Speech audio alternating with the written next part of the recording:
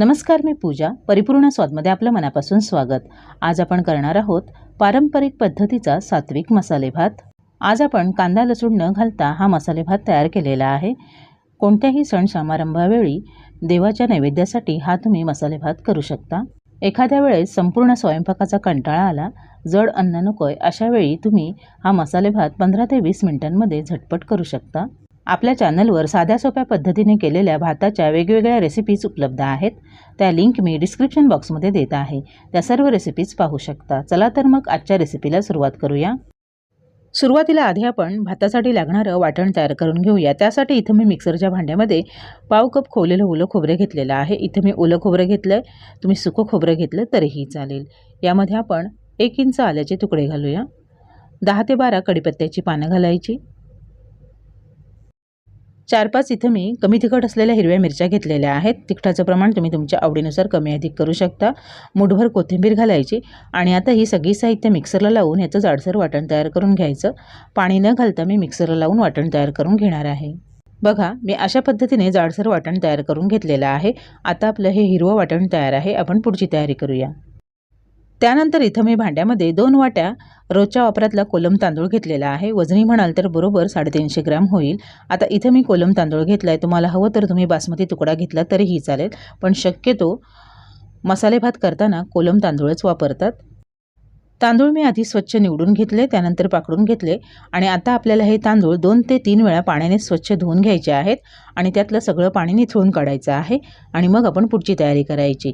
तांदूळ भिजत घालायची अजिबात गरज नाही आहे. स्वच्छ धुवून फक्त त्यातलं सगळं पाणी निथळून काढूया. इथं मी गॅसवर कढईमध्ये 4 ते 5 टेबलस्पून तेल हलकं गरम करून घेतलं आहे. यामध्ये आपण अर्धा टीस्पून साधं जिरं घालूया. अर्धा टीस्पून शहाजिरं घालायचं. जिरं छान फुलू द्या. गॅसची फ्लेम लो करायची आणि यामध्ये 2 तमालपत्र घालायची. 1 इंच दालचिनी, 1 स्टार फूल, 1 मसाला वेलची आणि 4 हिरवी वेलची, 4 लवंगा आणि 5 ते 6 काळी मिरी घालायची. आता आपण हे मसाले थोडा वेळ परतून घेऊया. यानंतर आपण यामध्ये भाज्या घालूया. भाज्यांमध्ये मी 1 कप फ्रेश मटार आणि 1 मोठा बटाटा सालं काढून अशा मध्यम आकाराच्या फोडी तयार करून घेतलेल्या आहेत. बघा, बटाट्याच्या फोडी मी खूप जास्त मोठ्या ठेवलेल्या नाही आहेत. तुम्ही तुमच्या आवडीनुसार यामध्ये भाज्या घालू शकता, जसं की तोंडली उभी चिरून घालू शकता, फरसबी घालू शकता, फ्लॉवर किंवा शिमला मिरची पण घालू शकता. आता आपण लगेचच यामध्ये आपण तयार करून घेतलेलं हिरवं वाटण घालूया. गॅसची फ्लेम लो टू मिडियम करून आपण हिरवं वाटण या भाज्यांमध्ये मिक्स करून घेऊया आणि साधारण 1.5 ते 2 मिनिट व्यवस्थित परतून घेऊया. भाज्या परतून झाल्यानंतर आपण यामध्ये पाव कप काजू घालूया. काजूचे मी 2 भाग करून घेतलेले आहेत. काजू यामध्ये व्यवस्थित मिक्स करूया. आता आपण यामध्ये अर्धा टीस्पून हळद घालूया आणि हळद व्यवस्थित मिक्स करून थोडा वेळ परतून घेऊया, म्हणजे हळदीचा कच्चेपणा निघून जाईल. तुम्हाला जर मसाले भात तिखट हवा असेल तर तुम्ही यामध्ये 2 ते 3 मिरच्या उभ्या चिरून यात घालू शकता. यानंतर 2 टेबलस्पून ब्राह्मणी गोडा मसाला घालायचा.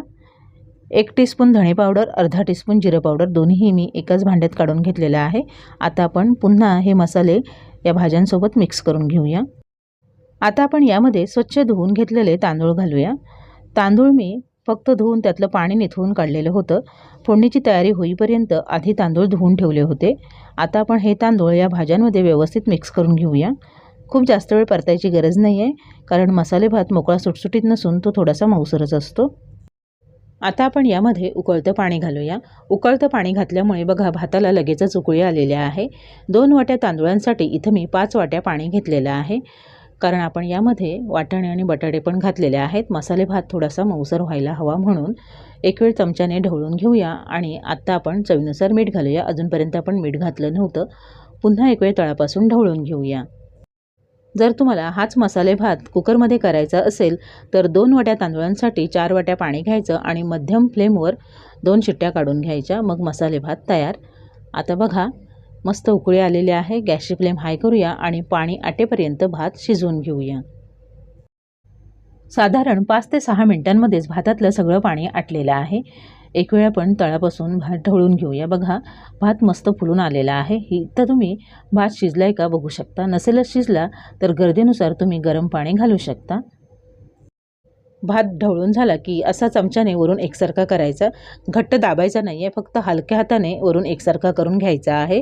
आणि गॅसची फ्लेम लो करून यावर झाकण ठेवून भात 5 ते 6 मिनिटं वाफेवर पुन्हा शिजवून घ्यायचा आहे.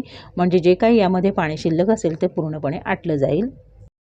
5-6 मिनिटांनी झाकण काढूया आणि तुम्ही बघू शकता आपला मस्त असा मसाले भात तयार आहे. भाताचा मस्त घमघमाट सुटलेला आहे. बघा, भात व्यवस्थित निमरला गेलेला आहे, सगळं पाणी आटलेलं आहे.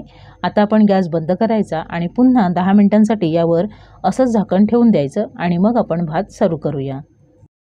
गरम गरम मसाले भात सर्विंग प्लेटमध्ये काढून घेऊया. तुम्ही बघू शकता आपला मसाले भात किती छान झालेला आहे.